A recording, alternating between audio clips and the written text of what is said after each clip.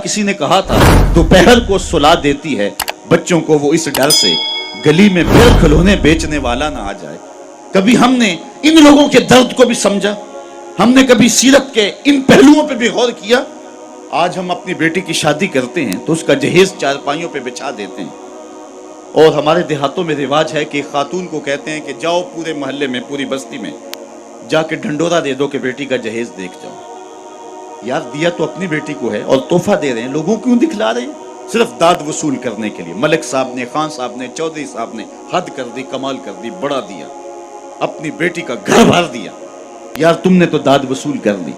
चौपालों में, बैठकों में तज़किरा भी चला, तंदूरों पे औरतें बातें भी करने लगी, तुम्हारे नाम के झंडे भी गड़ गए, लेकिन तुमने ना सोचा तुम्हारी बेटी का जहेज देखने के लिए यतीम बच्चियां भी आई, तुम्हारी बेटी का जहेज देखने के लिए उस बूढ़े मजदूर की बेटियां भी आई जो सुबह उठ करके मजदूरों वाले अड्डे पे जाके बैठ जाता है और उसको बूढ़ा समझ के कोई कबूल नहीं करता, और वो कहता है मुझे 10 रुपए कम दे देना, मुझे साथ ले जाओ, लेकिन उसको कोई साथ ले जाने के लिए तैयार नहीं होता। जब धूप खूब चमक पड़ती है और उसे मायूसी होती है कि अब कोई लेने नहीं आएगा, तो वो डब्बा लटका करके रोटी वाला घर जब वापस पलटता है तो कोई जानता है उसके कदम कितने बोझल होते हैं। आज वो अपनी बीवी को घर से निकलते कह के आया था कि जो रकम मिलेगी उसका आटा लेकर के आऊंगा, उसका घी लेकर के आऊंगा। आज वो खाली डब्बा रोटी का वापस जब पलटा के ले जा रहा होता है, उसके लिए घर की दहलीज नहीं होती, पुलसरात होती है, और अंदर लोगों के कपड़े सी सी के और लोगों के घरों के बर्तन मांज मांज के अपने जहेज की चीजें बनाने वाली बेटियां जब अपने बाप को यूं आज भी खाली आता हुआ देखती हैं, तो जो कचोके उनके दिल पे लगते हैं उसका मदावा किसके पास है? तुमने तो दाद वसूल कर ली, लेकिन तुम्हारी बेटी का जहेज देखने के लिए उस मजदूर की बेटियां भी गई। तारा टूटता सबने देखा, ये ना देखा एक ने भी, किसकी आंख से आंसू टपका, किसका सहारा छूट गया। काश के उन दर्दमंदों का भी हमने हाल पूछा होता और उन दुखियों के रिश्ते हुए जख्मों पर भी हमने मरहम रखी होती और हुजूर की सीरत के पैगाम को हमने समझा होता, और हम अपनी मुआशरत और अपने इर्द गिर्द के माहौल के अंदर इन चीजों को, अपने मोहल्ले और अपनी गली के अंदर इन चीजों को देखा होता। साहेब, रात की तन्हाई के अंदर गरीब के घर में जाके जो है वो पैसे फेंक आना, ये बहुत मुश्किल काम है। इससे मुआशरे में दाद नहीं मिलती है। लोग जो है वो अखबारात में इश्तिहार नहीं छपाते हैं, ये मुश्किल काम है। इसलिए इंसान इस मुश्किल घाटी नहीं चढ़ता है। अल्लाह ताला सूरतुल बलद में इरशाद फरमाया, फलक्तहमल अक़बा वमा अदराका मल अक़बा फक्कु रक़बा। अल्लाहु अकबर। ओ इतआमुन फी यौमिन ज़ी मस्ग़बा। ये मुश्किल घाटी है। किसी फंसे हुए की गर्दन छुड़ाना है, किसी लाचार के काम आना है, किसी दुखी के काम आना है। मेरे और आपके आका मौला हुजूर खत्मियुल मर्तबत सल्लल्लाहु अलैहि वसल्लम ईद पढ़ने जा रहे हैं, रास्ते के अंदर एक यतीम बिलखता बच्चा देखा। हुजूर रुक गए, सर पे शफकत का हाथ रखा, पूछा बेटे आज ईद का दिन है, तुम रो रहे हो? कहा मेरा बाप फला गज़वे में शहीद हो गया, मेरी माँ का साया भी सर पे नहीं, भरी दुनिया में यहाँ मेरा कोई नहीं है। दीवार के साथ लग के बिलक रहा है। ईदगाह में इंतजार हो रहा है, हजारों लोग मुंतजर है। आका करीम ने दिल जोइए यतीम को, यतीम की दिल जोई को इतना मुकद्दम समझा कि उसको लेके वापस घर आए और आके कहा कि इसको लिबास दिया जाए, इसको खाना खिलाया जाए, और उसको जैसा हसनैन करीमैन को लिबास दिया गया था ऐसा उस बच्चे को पहनाया गया, खाना खिलाया गया। हुजूर ने एहसासे महरूमी दूर करने के लिए मजीद उसके सर पे शफकत भरा हाथ रखा और मुस्कुराते हुए फरमाया, क्या बेटा तू इस बात को पसंद नहीं करता कि मोहम्मद तेरा बाप लगे, आयशा तेरी माँ लगे और फातिमा तेरी बाजी लगे? उसने कहा ये रिश्ते मिल जाएं तो और क्या चाहिए? कहा आज के बाद ये तेरे रिश्ते ठहरे। एक उंगली से हसनैन को लगाया है, एक उंगली से वो यतीम बच्चा है। हुजूर ईदगाह की तरफ बढ़ रहे हैं, और भी बच्चे अपने माँ बाप के साथ जा रहे हैं। ये यतीम जुबान हाल से कहता है था तो यतीम, लेकिन यतीमी का मजा आ गया, मुस्तफ़ा की उंगली थाम के जा रहा है। तो हुजूर अलैहिस्सलाम की सीरत जब नस्ल नौ के सामने रखें,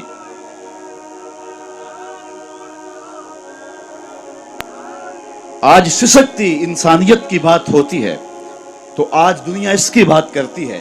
तो आइए अपने आका की सीरत को इस रूप के अंदर देखें, पढ़ें और उसकी खुशबू को फैलाएं और नस्ल नौ को बताएं कि आका करीम अलैहिस्सलातु वस्सलाम किस तरह दुखियों के दर्द बांटने वाले थे और लाचारों, यतीमों और मिस्कीनों के किस तरह काम आने वाले थे। समालुल यतामा इस्मतुल लिल अरामल, बेवाओं के आसरे थे اور غریب ہو کے یتیم پرور تھے. یہ 9 سال کی عمر ہے حضور کی. اس وقت کہا جا رہا ہے حضور کے لیے سمال الیتامہ، یتیموں کا سہارا اور آسرا ہیں. تو آقا کریم علیہ السلام نے ہمیں سیرت کے جو رخ دیے، سیرت کے جو انداز سکھائے. یار حضور کے تو معجزات بھی ہم دیکھیں تو وہاں بھی سیرت نکھرتی ہوئی دکھائی دیتی ہے. میری بات اگر طول نہ پکڑے تو مجھے ابو ہریرہ یاد آ رہے ہیں رضی اللہ تعالیٰ عنہ. فرماتے ہیں کہ ایک دن حال یہ ہوا کہ پیٹ میں کچھ بھی نہیں تھا. کئی دن گزر جاتے صفہ کے چبوترے پہ بیٹھنے والے لوگوں کے کہ ان کو کھانے کے لیے اور پینے کے لیے کچھ میسر نہ آتا. کہتے ہیں میں مسجد نبوی کے ایسے زاویے پہ آ کے بیٹھ گیا جہاں لوگوں کا گزر ہوتا تھا. آرزو یہ تھی کوئی گزرتا ہوا شخص میرے چہرے کو پڑھ لے اور میرے من میں اتر جائے.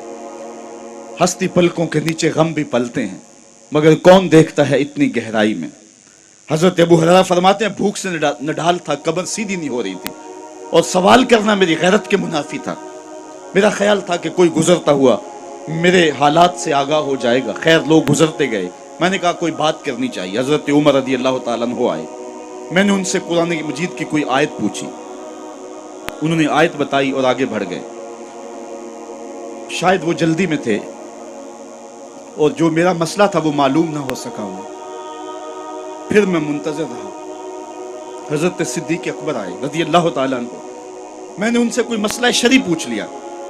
انہوں نے بھی مسئلہ بتایا اور آگے بڑھ گئے. میں نے سوچا میرا مسئلہ تو وہیں رہ گیا. کہتے ہیں اب میں پریشان تھا کہ ایک جانب سے روشنی اٹھی اور دل و قلب و نگاہ کا مرشد اولین آ گیا. حضور تشریف لے آئے تو میں نے حضور سے بھی کوئی مسئلہ ہی پوچھا. حضور نے میری جانب غور سے دیکھا اور پھر مسکرا کے بولے ابو ہریرہ بھوک لگی ہوئی ہے؟ جس کی تسکین سے روتے ہوئے ہنس پڑھیں اس تبسم کی عادت پہ لاکھوں سلام. کہا ابو ہریرہ بھوک لگی ہوئی ہے؟ میں نے عرض کی جی حضور بھوک لگی ہے. فرمایا میرے پیچھے پیچھے آ جاؤ. پھر اگلا واقعہ آپ نے علماء سے سنا ہے. دودھ کا ایک پیالہ تھا.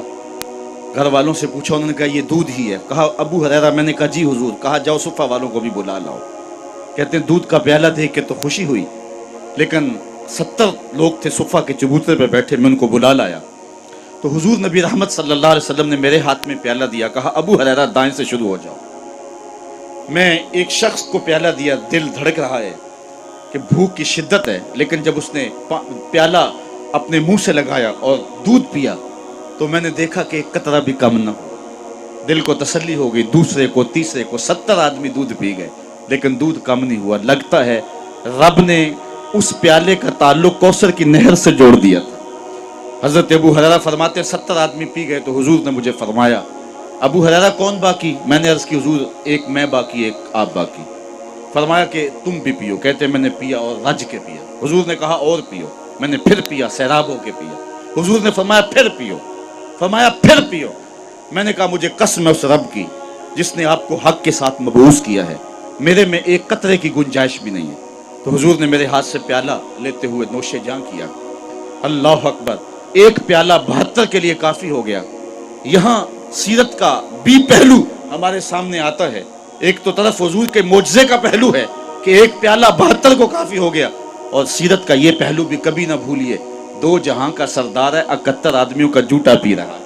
یہ پہلو بھی نگاہوں میں رہے اور حضور کی سیرت کو معاشرے میں چھڑک دیں اور آقا کریم علیہ الصلوۃ والسلام کی جمال سیرت کی روشنی کائنات کے اندر بانٹ دیں اور حضور علیہ السلام کی محبت کا چراغاں کرے. اقبال کہتا ہے اگر تم چاہتے ہو کہ حضور علیہ السلام کا پیار نئی نسل کے اندر منتقل کیا جائے تو پھر یہ کام تمہیں کرنے پڑیں گے کہ ان کو کثرت سے درود پڑھنے کی ترغیب دی جائے گی.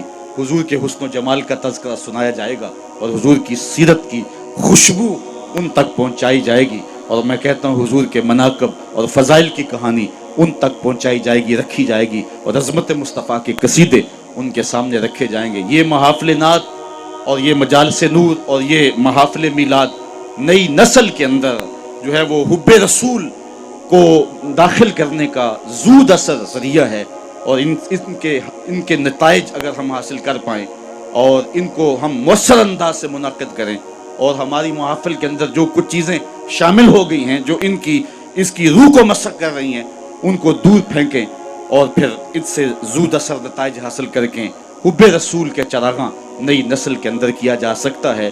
اور یہ بات آپ کو بتاؤں کہ امت کی وحدت کی علامت ہی محبت رسول ہے.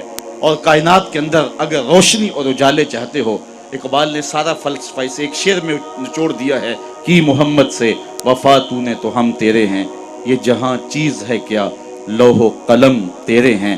پھر لوح بھی تیرے ہاتھ میں رکھ دیں گے، قلم بھی تیرے ہاتھ میں رکھ دیں گے، پھر خدا بندے سے خود پوچھے گا بتا تیری رضا کیا ہے. تو اپنی تقدیر کا فیصلہ خود ہی لکھ